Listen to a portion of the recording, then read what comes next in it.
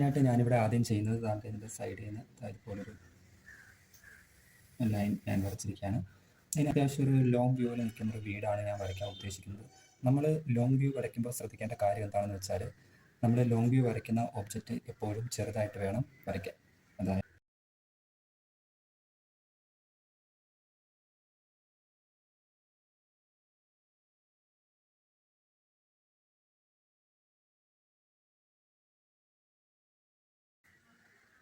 ഈ ഒരു രീതിയിൽ വേണം ലോങ് വ്യൂ നിൽക്കുന്ന ഇമേജുകൾ വരയ്ക്കാൻ. അതിപ്പോൾ വീടായാലും ശരി, അല്ലെങ്കിൽ മരങ്ങളായാലും ശരി, എന്ത് വരയ്ക്കുകയാണെങ്കിലും അത് നമ്മൾ ഈ ഒരു രീതിയിൽ വേണം വരച്ചെടുക്കാനായിട്ട്.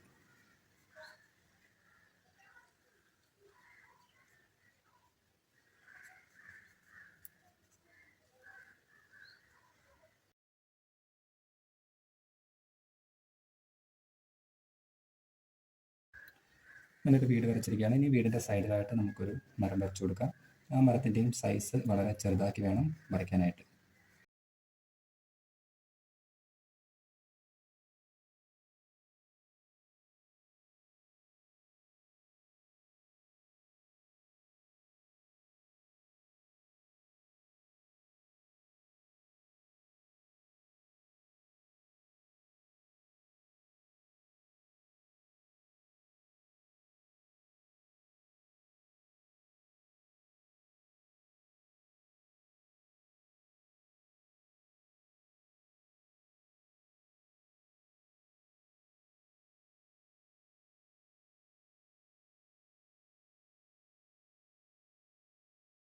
ഒരു മരവും വരച്ചിരിക്കുകയാണ്.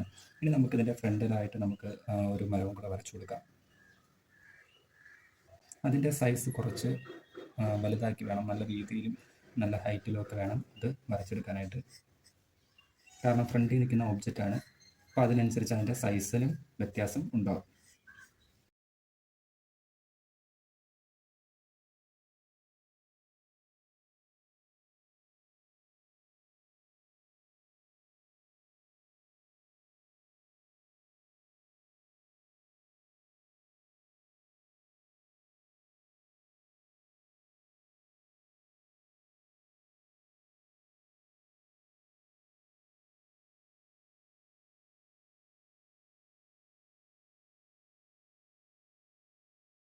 ഈ ഒരു രീതിയിലാണ് വരച്ചിരിക്കുന്നത്.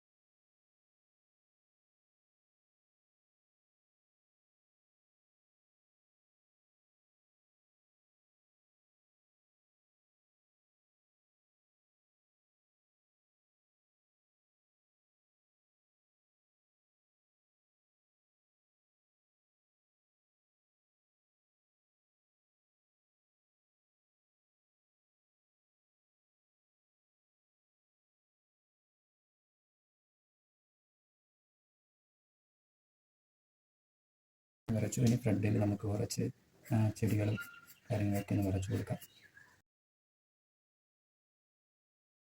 ഇവിടെ നമുക്ക് ഒരു പുഴ പോലെ നമുക്ക് സെറ്റ് ചെയ്യാം.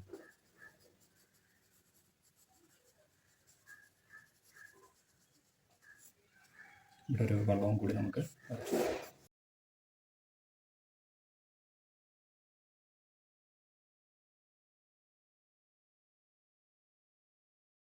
അതിൻ്റെ ഷാഡോ ആ വെള്ളത്തിൽ കാണത്തക്ക രീതിയിൽ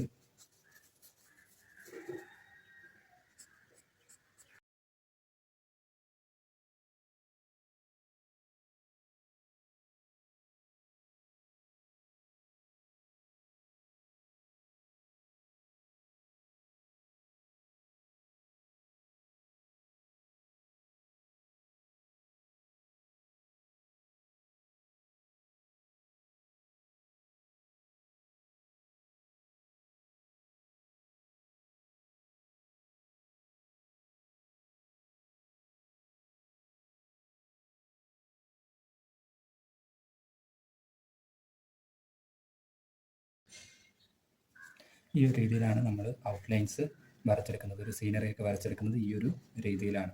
നമ്മൾ എപ്പോഴായാലും ബാക്കിലുള്ള ഒബ്ജക്റ്റ് ചെറുതായിട്ടും അതിൻ്റെ ഫ്രണ്ടിലേക്ക് വരുന്നതനുസരിച്ച് ഒബ്ജക്റ്റുകൾ വലുതാക്കിയും വേണം വരയ്ക്കാനായിട്ട്. അപ്പോൾ നമ്മൾ വരയ്ക്കുന്ന സീനറീസ് നല്ല ഭംഗിയോടെ നമുക്ക് വരച്ചെടുക്കാൻ പറ്റും. ഇപ്പോൾ ഒരു ഉദാഹരണം പറയുകയാണെന്നുണ്ടെങ്കിൽ ഞാൻ നല്ല ഇവിടെ ഒരു സ്ട്രെയിറ്റ് ലൈൻ താൻ ഇതുപോലെ വരച്ചു. ഇനി ഇതിൻ്റെ ബാക്കിൽ നമുക്കൊരു സ്ട്രെയിറ്റ് ലൈൻ വരയ്ക്കണമെന്നുണ്ടെങ്കിൽ ഈ ലൈനിൻ്റെ ബാക്കിൽ ഒരു സ്ട്രെയിറ്റ് ലൈൻ വരയ്ക്കണമെന്നുണ്ടെങ്കിൽ ഇതേ രീതിയിൽ വരച്ചു കഴിഞ്ഞാൽ ഇത് ബാക്കിലായിട്ട് നമുക്ക് ഫീൽ ചെയ്യത്തില്ല. പകരം എന്ത് ചെയ്യണം, ഇതിൻ്റെ ബാക്കിലായിട്ട് വരണമെന്നുണ്ടെങ്കിൽ അതിനേക്കാളും കുറച്ചുകൂടെ ഹൈറ്റ് നമ്മളൊന്ന് കുറച്ച് കൊടുത്താൽ മതി. എന്നിട്ട് അതിൻ്റെ ചെറിയൊരു ഷാഡോയും ഇതുപോലെ ഒന്ന് കൊടുത്തു കഴിഞ്ഞാൽ ഈ ലൈനിൻ്റെ ബാക്കിലായിട്ടായിരിക്കും ഈ ഒരു ലൈന് വരുന്നത്. ഇനി കറക്റ്റ് ബാക്കിലോട്ട് പോകണമെന്നുണ്ടെങ്കിൽ അവിടെയും ചെറിയ രീതിയിൽ ആ ഹൈറ്റ് ഒന്ന് കുറച്ച് കൊടുത്താൽ മതി. ഇതുപോലെ നമുക്ക് വരയ്ക്കാൻ പറ്റും. കണ്ടല്ലേ? അപ്പോൾ ഈ ലൈനും തമ്മിലുള്ള ഡിഫറൻസ് ഉണ്ടല്ലേ? കണ്ടല്ലേ? ഇതിൻ്റെ ബാക്കിലായിട്ട് നമ്മൾ ഒരു കാരണവശാലും വരയ്ക്കണമെന്നുണ്ടെങ്കിൽ അതിൻ്റെ അളവിൽ തന്നെ വരച്ചു കഴിഞ്ഞാൽ ഒരു കാരണവശാലും അത് ബാക്കിലായിട്ട് ഫീൽ ചെയ്യില്ല. പകരം അതിൻ്റെ ബാക്കിലായിട്ട് ഫീൽ ചെയ്യണമെന്നുണ്ടെങ്കിൽ അതിൻ്റെ സൈസ് നമ്മൾ കുറച്ച് വരച്ചു കൊടുക്കണം. ഹൈറ്റ് കുറച്ച് വരച്ചു കൊടുത്തു കഴിഞ്ഞാൽ അതിൻ്റെ ഷാഡോയും കൂടെ കൊടുത്തു കഴിയുമ്പോൾ നമുക്കത് ബാക്കിലായിട്ട് ഫീൽ ചെയ്യും. ഇനിയും നിങ്ങൾക്ക് മനസ്സിലായില്ല എന്നുണ്ടെങ്കിൽ ഞാൻ അത് ഇവിടെ ചെറിയൊരു വീട് വരയ്ക്കുകയാണ്. ജസ്റ്റ് ഒരു റെഫറൻസ് വരയ്ക്കുകയാണ്. ചെറിയൊരു വീട് വരച്ചു. ഇനി ഈ വീടിൻ്റെ ബാക്കിൽ ചെറിയൊരു വീട് വരയ്ക്കണമെന്നുണ്ടെങ്കിൽ ഈ വീടിൻ്റെ ബാക്കിൽ ഒരു വീട് വരയ്ക്കണമെന്നുണ്ടെങ്കിൽ എന്താണ് ചെയ്യുന്നത്, നമ്മൾ അതിൻ്റെ ഹൈറ്റൊന്നും അതിൻ്റെ സൈസ് ഒന്ന് കുറച്ച് കൊടുത്താൽ മാത്രം മതി. അതിൻ്റെ സൈസ് ഒന്ന് കുറച്ച് കൊടുക്കുമ്പോഴത്തേക്ക് നമുക്ക് ഈ ഒരു ബാക്കിലായിട്ടുള്ളൊരു ഫീൽ നമുക്ക് ഉണ്ടാക്കിയെടുക്കാൻ പറ്റും.